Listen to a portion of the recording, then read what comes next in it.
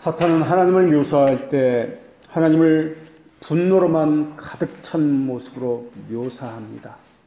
때로는 하나님을 단지 자비의 옷만 걸친 모습으로 묘사합니다. 그 둘 가운데 하나로만 묘사하지 그 둘 모두를 가진 분으로 사탄은 하나님을 묘사하지 않습니다. 하나님을 분노의 모습으로 묘사하는 경우에는 사람이 그 사람을 절망으로 몰아넣고 싶을 때 사용하는 방법입니다. 하나님을 자비의 모습으로만 제시하는 경우에는 사탄이 그 사람을 죄에 빠져서 안심하게 만들고 싶고 사람의 마음을 교만으로 가득 차게 만들 때 사탄이 사용하는 방법입니다. 사탄은 한편으로만 보게 만듭니다. 그래서 왜곡하게 하고 편협하게 하고 하나님의 전체를 보지 못하게 하고 있습니다. 성경을 볼 때도 전체성이나 유기성을 보지 못하게 합니다. 그렇다면 십자가를 대할 때는 어떻습니까? 우리가 십자가를 생각할 땐 어떤 생각을 하게 됩니까? 십자가 하면 혹시 고난, 고통, 슬픔만 생각하지는 않습니까? 하나님께서는 십자가에 대해서 무엇이라고 말씀하셨습니까? 그것은 하나님의 지혜에 속한 것이라 말씀하시면서 감추어졌던 것인데 하나님의 우리의 영광을 위하여 만세전에 미리 정하신 것이다 라고 말씀하지 않으셨습니까? 그리스도는 우리의 영광의 소망이다 라고 말씀하지 않으셨습니까? 십자가는 고통과 고난은 예수님께서 담당하신 것이라면 그것을 통해서 우리에게 주어진 것은 영광과 구원의 감격입니다. 복음으로 우리를 부르신 이유는 우리 주 예수 그리스도의 영광을 얻게 하기 위해서라고 하나님께서 말씀해 주셨습니다. 그런데 우리는 하나님께서의 말씀과는 다르게 십자가를 생각할 때 고난만을 생각하고 있습니다. 죽음도 마찬가지입니다. 신자에게 죽음은 눈물과 이별의 헤어짐만 있는 것이 아닙니다. 그보다는 신자에게 있어서 죽음은 소망과 영원한 삶에 관한 것이 더 큽니다. 그래서 우리 신앙의 선배들과 초대교회 성도들은 죽음을 맞이하면서 두려워서 벌벌 떤 것이 아니라 눈물을 흘리면서 고통스럽고 슬퍼한 것이 아니라 오히려 순교를 당함에 있어서 감사했고 그것을 오히려 기뻐했고 찬양의 도구로 삼았습니다. 이것이 죽음을 대하는 신자의 자세이기 때문에 그렇습니다. 오늘 본문에도 고난을 받는 이유는 영광을 위해서며 고난을 받는 이유는 상속자이기 때문이라고 말씀하고 있습니다. 고난이 궁극적인 이유가 아니라는 것입니다. 영광을 위해서 존재하는 종속적이다라고 말씀해 주셨습니다. 그런데 문제는 영광은 가리워서 보이지 아니하고 우리 눈에 보이는 것은 현재의 상황과 고난, 현재의 문제만 보인다라는 것입니다. 그래서 보이는 것만 바라보는 사람은 상황이나 현상 너머에 있는 하나님의 뜻이 존재한다는 것을 간과하고 있다라는 것입니다. 요셉은 감옥에 가게 됩니다. 그러나 그것은 총리가 되게 하기 위한 하나님의 숨겨진 뜻이었습니다. 우리가 볼 때는 그 상황만 보면서 왜 잘 믿는 사람이 고난을 받아야 되는가? 왜 핍박과 어려운 가운데 있어야 되는가라고 생각합니다. 그러나 그렇지 않습니다. 그 숨겨진 이면에는 하나님의 뜻이 있기 때문에 그렇습니다. 또 총리가 된 요셉은 마치 자기가 심판자가 된 것처럼 재판관이 된 것처럼 자기 형제들을 감옥에 다 집어넣습니다. 그 이유는 요셉이 형제들을 괴롭게 하기 위해서가 아니라 형제들에게 더 큰 위로를 주기 위한 의도가 그 안에 담겨져 있기 때문에 그렇습니다. 우리가 볼 때 겉으로 요셉은 너무나 야속합니다. 모멸찹니다. 그 상황만 보면은 우리는 하나님을 향해서 원망과 야속하다고 하소연을 늘어 놓아야만 할 것입니다. 그러나 그 숨겨진 이면을 바라보면은 그것이 감사요 찬송의 제목이 반드시 그렇게 될 수밖에 없다는 것을 우리는 알고 있습니다. 그런데 사탄은 죄에 대해서 아파하고 일깨움을 받은 영혼에게도 편협한 하나님이라는 생각을 하게 만들고 있습니다. 사탄은 하나님을 공포의 하나님으로 만들고 있습니다. 자비는 그 어디서도 찾아볼 수 없는 것처럼 그렇게 생각을 불어넣고 있습니다. 사탄은 전적으로 완전한 속성을 가진 하나님이라고 우리에게 말해주지 않고 있습니다. 둘 중에 하나로만 제시하고 있습니다. 사랑의 방종으로 몰아넣던지 공의의 잔인한 파멸로 하나님을 몰아넣던지 말입니다. 사탄이 나타내는 것은 하나님에 대한 부정, 숨김, 왜곡을 조장하여서 사람 속에 어둠을 더하고 있는 것입니다. 하나님을 복수의 거짓의 하나님으로 만들고 선과 은혜를 말씀하지 않는 분으로 만들고 있습니다. 사탄은 하나님에게 거짓 혐의를 뒤집어 씌우고 있습니다. 공정하고 의의 기준 하나님으로 제시하지 않습니다. 항상 자기중심적으로 바라보게 하고 편협한 하나님으로 그렇게 제시하고 있습니다. 사탄은 우리 자신에게 무슨 자녀가 될 만한 것이 너희 안에 있느냐라고 그렇게 만들고 있습니다. 하나님의 진리조차 통속적인 것으로 어떤 개념으로서만 여기도록 만들고 있습니다. 하나님께서 사람들 속에 은혜를 심어주신 그 은혜를 잘 생각해 보십시오. 안진뱅이를 고치시고 죽음의 결박을 푸실 때 사용하는 능력과는 차원이 다르다는 것을 알 수 있습니다. 오히려 그보다 더 이해할 수 없고 더 깊이 있는 차원, 더 하나님의 성품이 드러난 그 은혜가 그 속에 우리를 돌이킴에 있다는 것을 발견하게 될 것입니다. 하나님께서는 우리의 은혜를 심어주셨을 때 우리는 무지한 인간이었습니다. 가장 선하고 가장 많은 것을 알고 있다고 했던 천사들까지도 놀라움과 경이로움 때문에 부러워했던 것이 은혜를 불어 넣어 주신 것입니다. 천사도 구원하지 않은 그 구원을 죄가 많은 인간에게 주셨다는 사실을 기억해 보십시오. 천사에게도조차 베풀지 않은 그 은혜를 죄가 많고 가치조차 없는 인간에게 베푸셨다는 것을 기억해 보십시오. 하나님의 위대한 사역에 사용된 이 복음을 구원을 주시는 하나님의 능력이다, 이렇게 하나님은 부르셨고, 또 주의 권능의 규다라고도 하나님은 부르셨습니다. 복음은 우리 마음속에 인쳐졌습니다.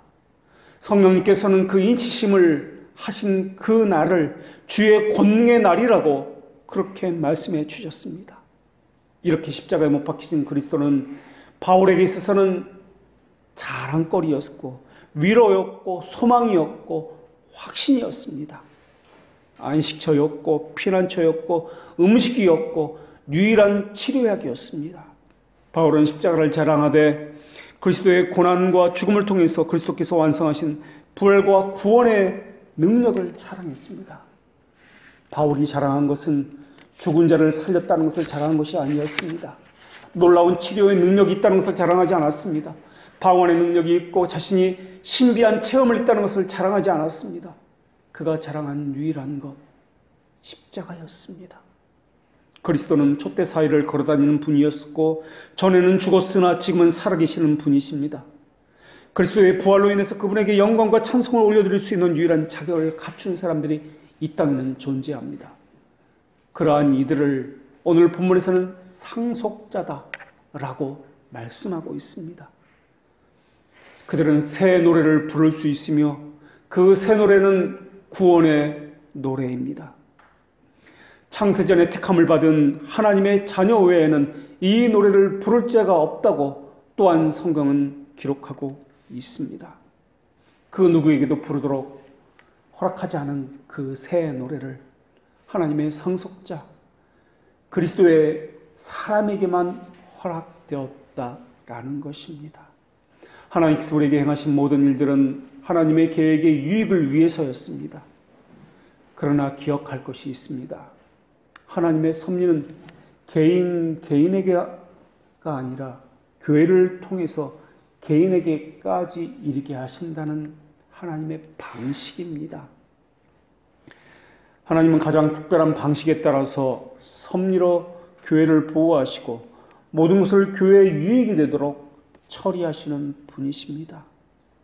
무엇보다 하나님의 계획은 전 인류를 위한 하나님의 보호하심을 보여주기도 하지만은 그것보다는 특별히 교회를 통치하심으로써 여실히 하나님의 하나님됨을 나타내 주신다는 것입니다. 개인이 먼저가 아니라 하나님은 교회를 먼저 생각하십니다. 그리고 교회를 통해서 은혜를 베풀어 주십니다.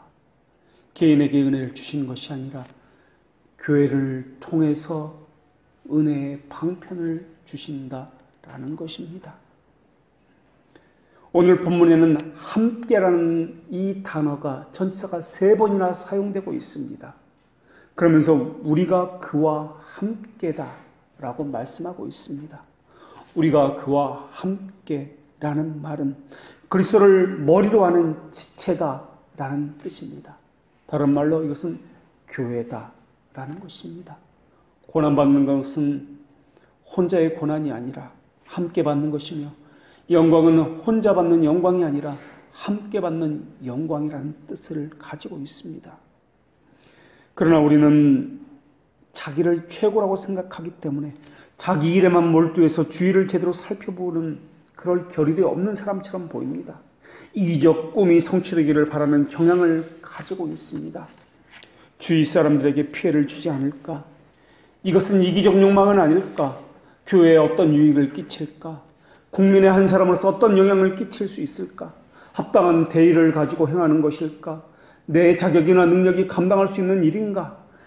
정말 다양한 측면에서 자신을 바라보고 살펴야 합니다. 이것을 우리는 관계적 기도다라고 배웠습니다. 그런 것이 없이 자기를 위해서 하는 기도는 이것은 신앙이 아니라 기복입니다. 관계적 기도는 이기적 기도와는 반대 개념입니다. 내가 획득한 것을 타인에게 어떻게 비춰질까 항상 고려해야 합니다. 공정한 것이 실행되어야 합니다. 오늘날 정치인에게 필요한 것이 있다면 이 공정함 아니겠습니까? 같은 잣대를 갖다 대는 것 말입니다. 신자가 가장 먼저 고려해야 할 것은 교회입니다. 교회를 통해서 구원하시고 교회의 머리가 예수 그리스도이기 때문에 그렇습니다. 그렇게 하면 교회의 유익이 될까? 늘 이것을 생각해야 합니다.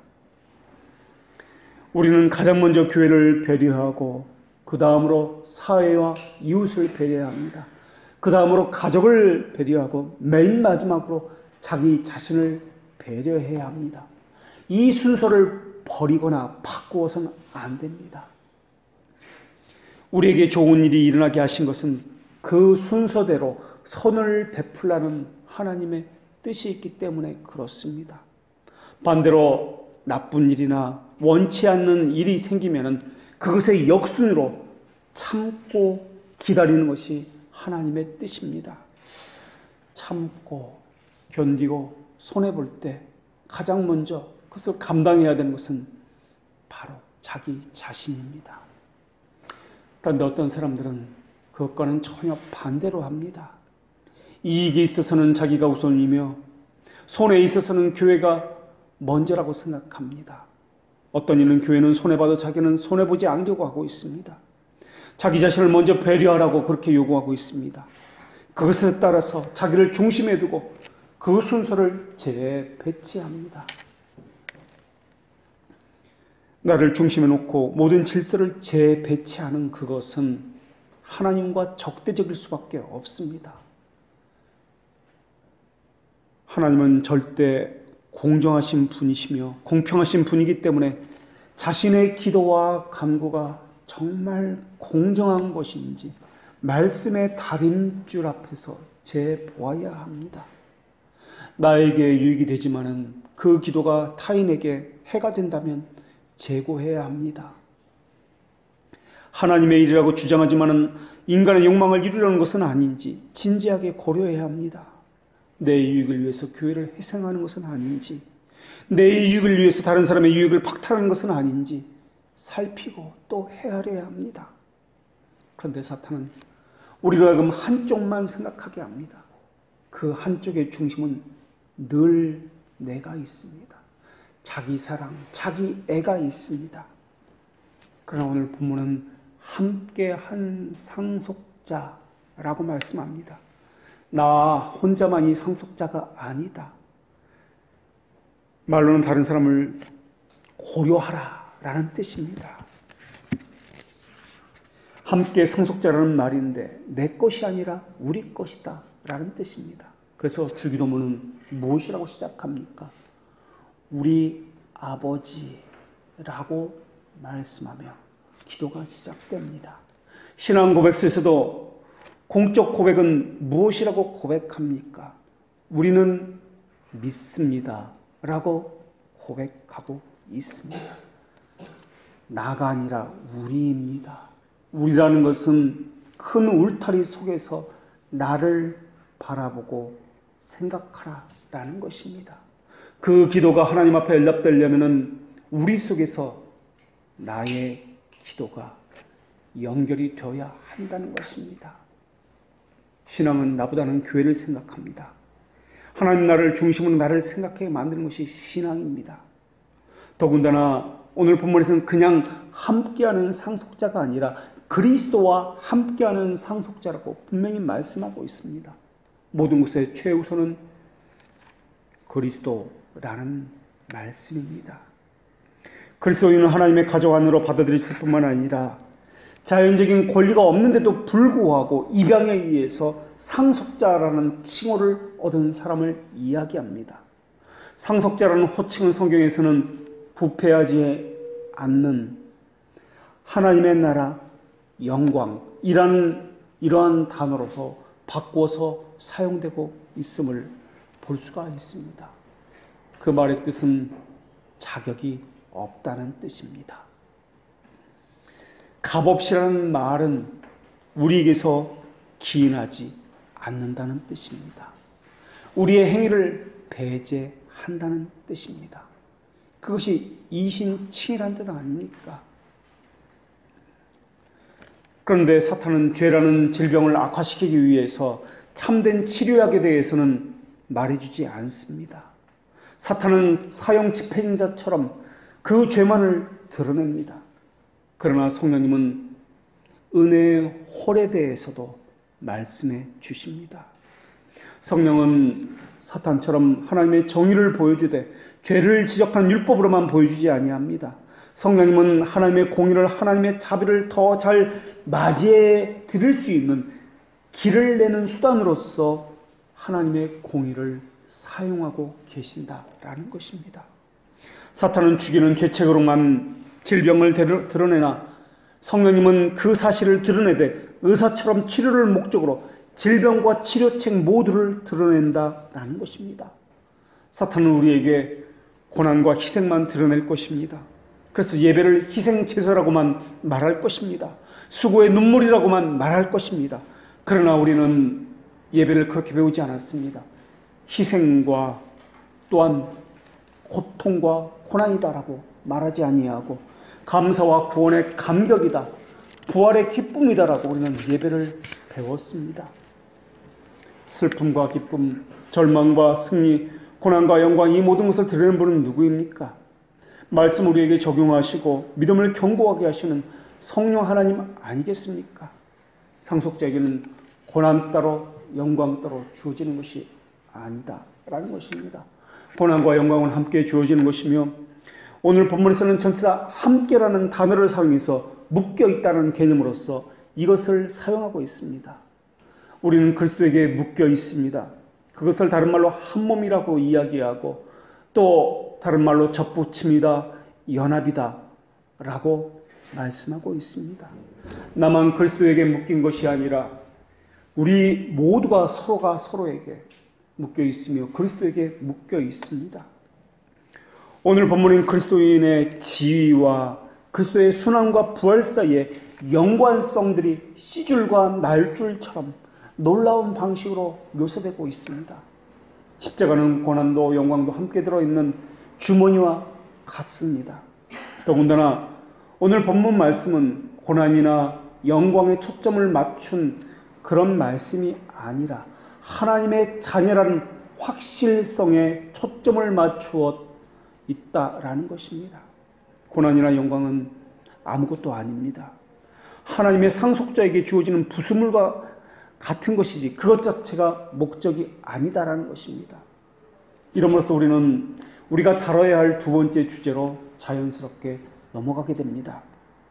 자녀이면 또한 상속자, 곧 하나님의 상속자요 그리스도와 함께한 상속자라는 이 오늘 본문의 말씀은 확실성에 관한 말씀을 이야기해 주시기 위해서지 그에 따른 부수물인 고난이나 영광을 말씀하기 위해서 주어진 본문이 아니다라는 것입니다. 우리가 상속자, 하나님의 자녀다라는 것을 보증하기 위해서 보증을 서신 분이 누구이십니까? 하나님 자신의 영입니다. 이 땅에 증거물이 얼마나 많이 있습니까? 증인들은 얼마나 또 많이 있습니까? 그런데 하나님은 다른 것을 증인으로 삼지 않으셨습니다. 다른 것들을 증거물로 삼지 않으셨습니다.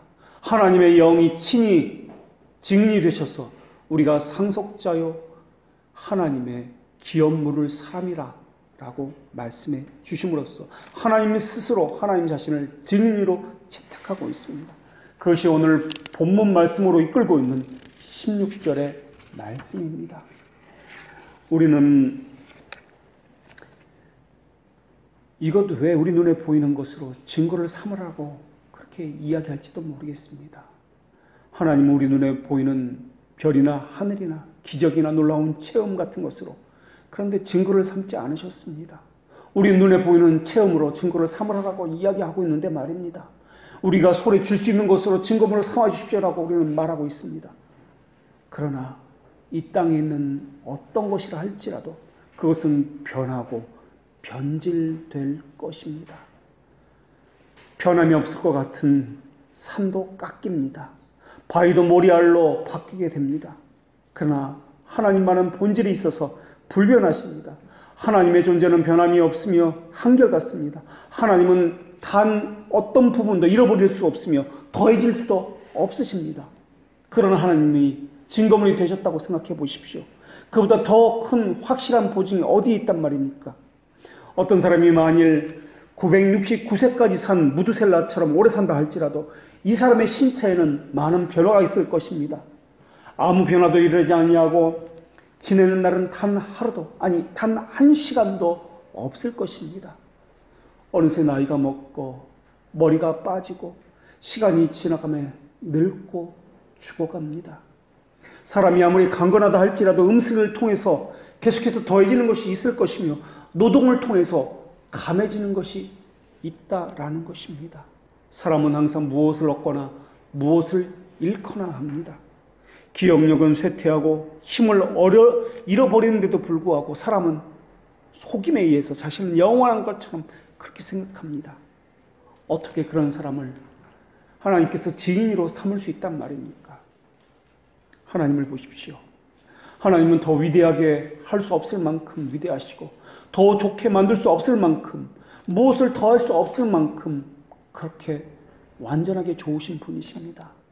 하나님은 자신을 더 적게 하거나 더 나쁘게 만들기 위해서 무엇을 감하는 변화도 있을 수 없습니다. 하나님은 다른 것에 영향을 받지 않습니다. 항상 자신의 모습으로 존재하실 뿐입니다. 어떤 이는 기도를 통해서 하늘 보좌를 움직인다라고 이야기합니다. 그러나 그것은 거짓입니다. 하나님은 그 무엇으로도 영향을 받지 아니하시고 하나님의 뜻만이 이루어지도록 행하시는 분이십니다. 하나님은 스스로나 다른 존재에 의해서 만들어진 분이 아니기 때문에 그렇습니다. 항상 본질적으로 존재하시는 분이기 때문에 우리는 그분을 향해서 스스로 계시는 분이다. 그래서 여호와다라고 부르고 있습니다. 그분은 다른 존재에 의해서 본질이 달라질 수 없는 분이십니다. 그런 분이 자신을 증인으로 내세웠고 그분의 말씀을 증거물로 삼으셨다라는 것입니다. 그 증인과 증거물은 절대 변할 수 없고 왜곡될 수 없습니다.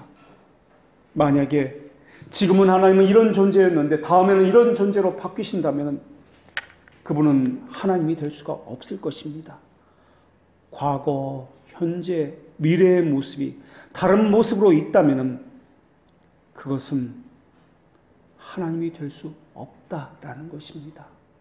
그런데 어떤 존재를 증거물로 삼지 아니하고 현재만 가지고 계신 그분, 모든 것을 초월해서 변하지 아니하시고 영원하신 그분을 증인으로 삼고 우리와 언약을 하셨다라는 것입니다. 그 언약이 얼마나 소중한 언약이냐면 변하지 아니할 것으로 언약을 삼으셨는지 증거물로 삼으셨는지 우리가 그 언약에 대해서 그 깊이와 높이와 그 넓이를 생각해 볼 수 있습니다. 육체는 변하고 소멸할 것입니다. 그러나 하나님은 영원합니다. 모든 존재는 계속해서 변합니다. 변하는 것은 현재의 모습을 갖고 있지 못하기 때문에 그렇습니다. 과거의 모습이, 현재의 모습이, 미래의 모습이 각각 다른 모습으로 변하기 때문에 그렇습니다. 과거에 있는 존재는 현재와는 다른 모습입니다. 미래에 있는 모습은 현재와는 또 다른 모습입니다. 그러나 하나님은 그렇지 않습니다. 변하지 않는 분이기 때문에 완전하시며 또한 완전한 증인이 되실 수 있는 것입니다. 변한다는 것은 기억이 없다고 할 수 있습니다. 그때는 그랬는데 지금은 아니다라고 할 수 있습니다. 그렇다면 하나님은 우리에게 영광을 줄 수도 없고 그 하나님의 자녀의 가치됨은 아무것도 아닐 것입니다. 만약 하나님이 더 나은 것을 위해서 변하신다면, 더 좋은 것을 하기 위해서 마음을 바꾸신다면 그 전에 가졌던 마음은 완전하고 좋은 것이 아니었을 것입니다. 기업의 보증으로 성령께서 자처하시는 상속권은 그런 것이 아닙니다. 성령님을 인을 치신이로 분으로 우리에게 소개하고 있습니다. 그것은 변하지 않겠다는 뜻입니다. 상속권은 변하지 않겠다. 구원은 변하지 않겠다. 너희들의 자녀됨은 변하지 않겠다라는 뜻입니다. 인을 친다는 것은 도장을 찍었다는 것입니다.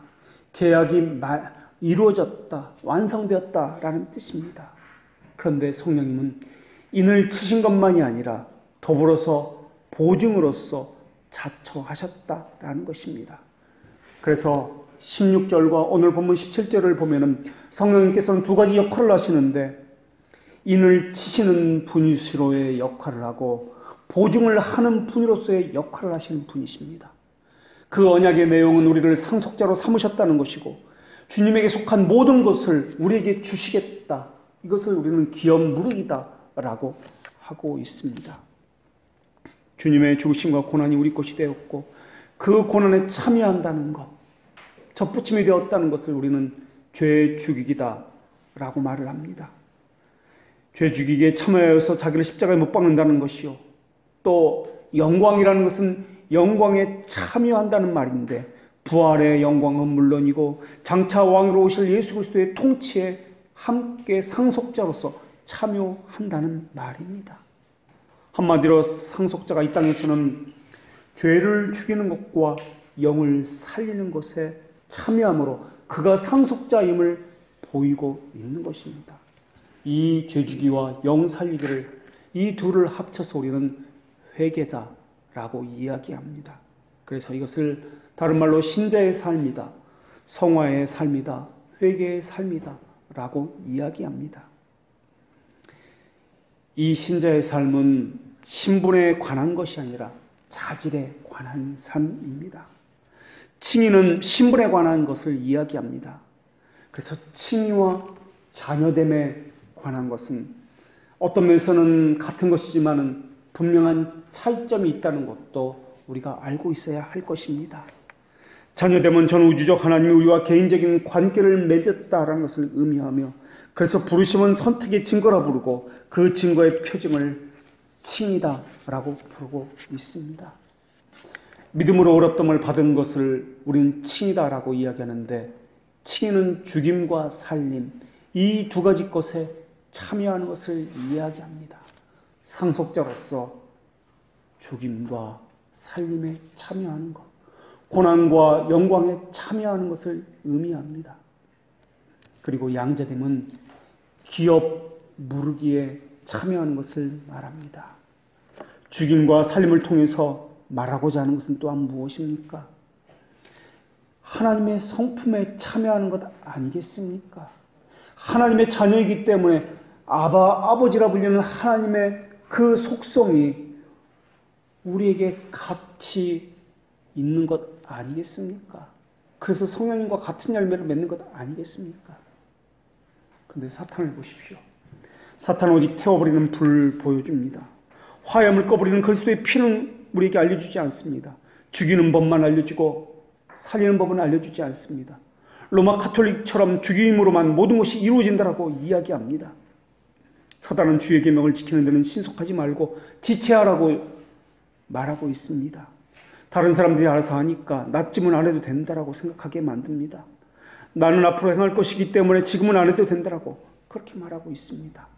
하나님 중심적인 생각이 아니라 나 중심적인 생각을 하게 만듭니다. 사탄은 쏘는 불뱀일 뿐입니다.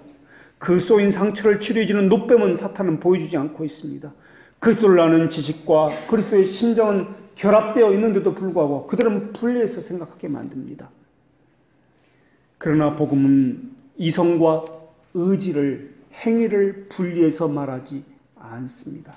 복음은 회개하고 돌이켜 이와 같이 행하라 라고 말씀하며 이 둘 다를 이야기합니다.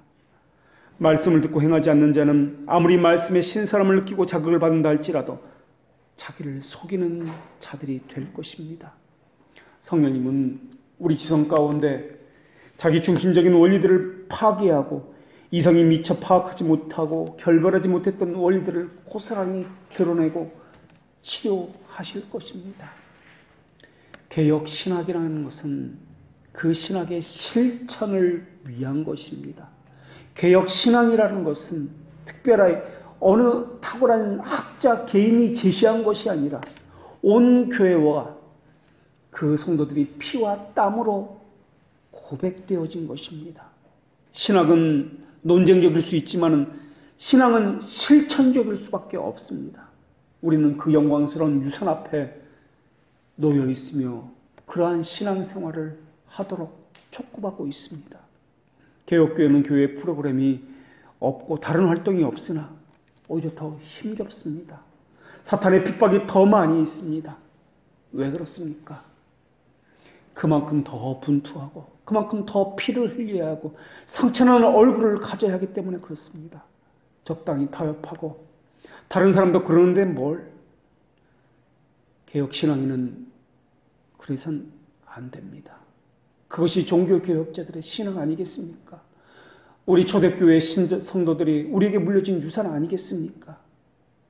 개혁신앙인은 박애정신과 애국을 말하면서 진리를 훼손한 자들과는 다릅니다. 우리는 공정성을 갖추려고 그렇게 몸부림을 치는 자들입니다. 우리는 나가 아니라 우리를 먼저 여기기 때문에 그렇습니다. 죄에 대한 각성으로부터는 각성은 필연적입니다. 겉으로 회심한 채 행세하고 싶어하는 마음은 사탄의 세력을 더 강화시킬 뿐입니다. 주님의 상속자는 사탄의 것이 아닙니다. 어떤 사람은 자신은 다른 사람이 모르는 것을 알고 있기에 눈먼 사람의 안내자라고 그렇게 생각하고 있습니다. 그러나 그 사람은 오히려 더 눈먼 사람일 것입니다. 성령님은 주님의 촛불인 이성을 소멸하지 않으신 분이십니다. 오히려 그 심지를 돋아올려서 더 밝게 빛나게 하고 적절히 작용하도록 하셔서 하나님을 향해서 올바른 상태를 갖게 만드시는 분이십니다. 그래서 성령님은 이성과 의지 모두에 역사하시는 분이십니다. 성령님은 인간의 오성에 새로운 빛을 주시고 의지에게는 새로운 움직임을 주시는 분이십니다. 성령님은 이성과 분별력에 그 지위에서 쫓아내지 아니하시며 오히려 주님 중심으로 의지를 발휘하게 하시는 분이십니다. 그분의 신분이 주님의 상속자이기에, 우리의 신분이 주님의 상속자기에 그에 걸맞는 능력도 갖추게 하기 위해서라는 것입니다. 성령이 사용하시는 논증은 사람의 이성에 적합한 것들이어야 합니다. 그렇지 않으면 양심을 감동시키지 못하기 때문에 그렇습니다. 그러나 성령님께서 원하시는 것은 이해가 문제가 아니라 신뢰입니다.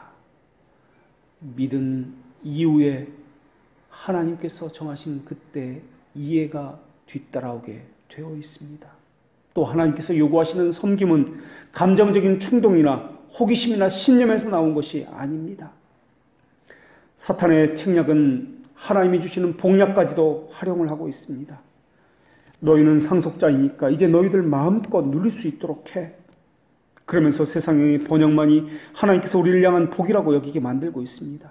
거짓되고 근거 없는 위로를 말씀에 빗대어서 제기함으로써 예수 그리스도부터 오는 참된 위로를 제거해 버리는 것이 사탄의 책략입니다.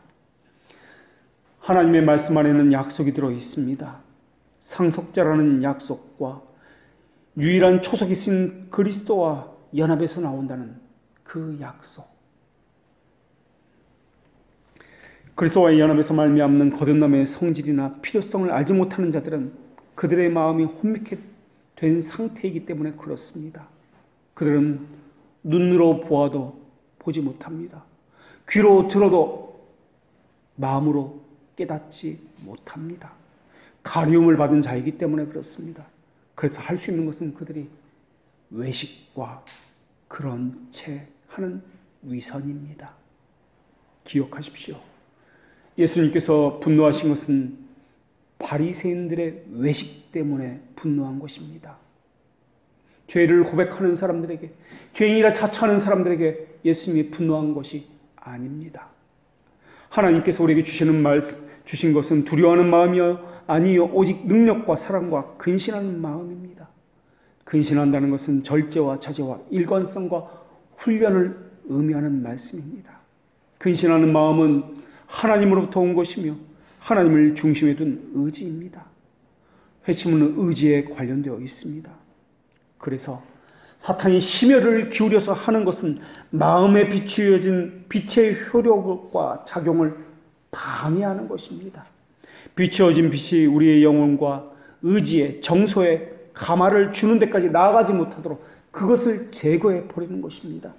특히 사탄이 재빨리 하는 두 가지 것이 있습니다.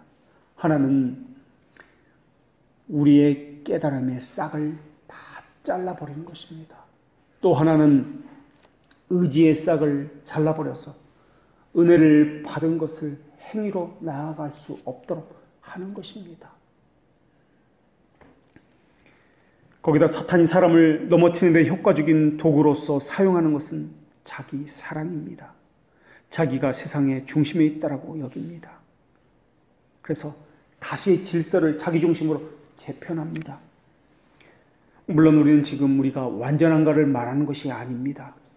이런 일 가운데 어떤 증거가 우리 속에서 발견되어지느냐 라는 것을 말하고 있는 것입니다. 은혜 속에서 자라가십시오. 하나님을 아는 지식에서 자라가십시오. 머리에서 자라간다는 말이 아니라 삶에서 어떤 분인지 체험하여 자라간다는 것을 의미합니다. 삶의 체험이라는 것은, 신앙의 체험이라는 것은 신비 체험한다는 말이 아니라 살아가면서 피를 흘리고 손해보고 눈물을 흘리면서 하나님의 말씀에 과연 맞구나, 하나님이 살아계시는구나 하는 것을 삶에서 체험하는 것을 의미합니다. 말씀대로 살아보니까 정말 기록된 하나님의 말씀대로 체험되어지더라. 하나님께서 어떤 분이라는 것이 깨달아지더라. 이것이 신앙의 체험, 믿음의 체험이라고 합니다.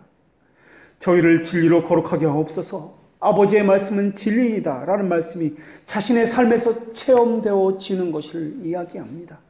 상속자는 그리스도께서 그러하셨듯이 그렇게 살기를 소망하며 그렇게 살아내는 사람들입니다. 혹시 지금 이 순간이라도 마음속에 숨겨진 비밀한 것들이 드러나고 있다면 하나님께 영광을 돌리십시오. 마음속에 숨겨진 나의 죄가 드러나거나 나의 잘못이 드러나거나 내가 미처 깨닫지 못했던 하나님의 말씀이 깨달아지거나 했다면 하나님께 영광을 돌리십시오.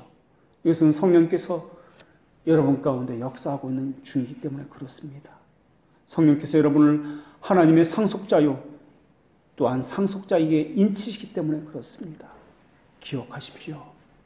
성도들은 세상 재물을 다 빼앗긴다 할지라도 잃은 것이 아무것도 없는 사람들입니다. 우리는 애초부터 우리 것이 하나도 없었고 하나님으로부터 선물 받은 것 외에는 가진 것이 없기 때문에 그렇습니다. 여러분은 혹시 그것이 내 것이다 그렇게 생각할지는 모르지만은 여러분이 가진 물질, 시간, 은사, 힘, 능력 이 모든 것들은 하나님으로부터 주어진 것입니다. 하나님 것입니다. 생각해 보십시오. 지금 당장 이 순간이라도 하나님께서 여러분이 가진 그렇게 자부하고 자랑하는 시간을, 능력과 건강을 빼앗아 가신다면 여러분이 수고하고 그렇게 얻고자 했던 모든 노력들은 무용지물이 될 것입니다. 언제 어느 순간에 하나님께서 우리의 생명을 거두어 가실지 모릅니다. 얼마 전에도 건강했던 사람이 전혀 질병이 없던 젊은 사람이 자다가 갑자기 죽었다는 소식을 듣게 되었습니다. 하나님께서 지금이라도 당장 여러분의 생명을 가져가신다면 여러분이 지금까지 붙들고 있던 것은 무엇이 되겠습니까? 여러분은 또 어떻게 반응하시겠습니까? 더군다나 우리가 알거니와 하나님을 사랑하는 자 곧 그 뜻대로 부르심을 받은 자들에게는 모든 것을 합력하여 선을 이룬다라고 말씀하지 않았습니까? 에이, 아무리 성경 말씀은 그래도 내가 보기에는 그렇게 하면 안 될 것 같습니다. 그것은 내가 보기엔 너무 무리한 요구입니다. 내 삶이 있고 내 생활이 있지 어떻게 내게 그것을 그렇게 말씀하실 수 있습니까? 그렇게 생각하는 사람이 있을 수 있습니다. 혹시 그것 말고 다른 것은 없습니까? 꼭 하나님이 그것 외에는 다른 뜻도 있는 것 아니겠습니까? 그렇게 생각하는 사람도 있을 것입니다. 내 보물이 있는 곳에 내 마음도 있느니라는 말씀을 기억하십시오. 여러분이 중요하다고 여기는 그것에 마음이 있기 때문에 그래서 그것이 중요하다고 여기는 것입니다. 상속자는 하나님의 것을 받는 사람들입니다. 자기를 위해서 살지 아니하고 하나님의 영광을 위해서 사는 사람들입니다. 그것이 그들의 존재의 목적이기 때문에 그렇습니다. 영광은 다른 것이 아니라 하나님 자신이 드러나는 것을 영광이다라고 말합니다. 다시 말하면 하나님의 임재를 이야기합니다. 하나님의 임재는 빛으로만 임하지 않습니다. 성경을 보면은 빛으로도 임하지만은 구름이나 불이나 또 그 무엇보다도 말씀으로 오신 예수 그리스도로 우리에게 나타났다라는 것입니다. 이것이 가장 큰 영광이요 하나님의 임재의 가장 정극점에 있는 것입니다. 우리에게 가장 큰 영광은 하나님의 말씀이 우리에게서 드러나는 것입니다. 여러분의 삶에서 하나님의 말씀이 명백하게 드러나는 것, 그것 외에 무슨 영광이 있단 말입니까? 이것이 신앙인의 모습입니다. 자신의 삶의 말씀이 영광으로 드러나는 것, 하나님을 영원하게 알 수 있는 것, 그것 외에 또 무엇이 있단 말입니까? 그 영광 앞에 우리는 누구입니까? 하나님은 예레미야 선지자를 통해서 이스라엘 백성에게 이렇게 말씀하셨습니다. 어느 나라가 그 신 아는 것과 바꾼 일이 있느냐? 그러나 나의 백성은 그 영광을 무익한 것으로 바꾸었도다. 자기 땅에 오매 자기 백성이 그 영광을 영접치 않았습니다. 그렇기 때문에 이 땅에서는 신자로서 교리의 삶을 살면 살수록 여러분은 멸시를 받을 것이고 핍박을 받을 것이며 따돌림을 받을 것입니다. 하나님을 대적하는 사람이 많으면 많을수록 더 크게 멸시를 받을 것입니다. 그러나 그럴지라도 그렇게 살아야 하는 것, 그것이 신앙입니다. 하나님은 시편 기자를 통해서 또 이렇게 말씀하셨습니다. 여호와 우리 주여, 주의 이름이 온 땅에 어찌 그리 아름다운지요. 주의 영광을 하늘 위에 두셨나이다. 기도하겠습니다.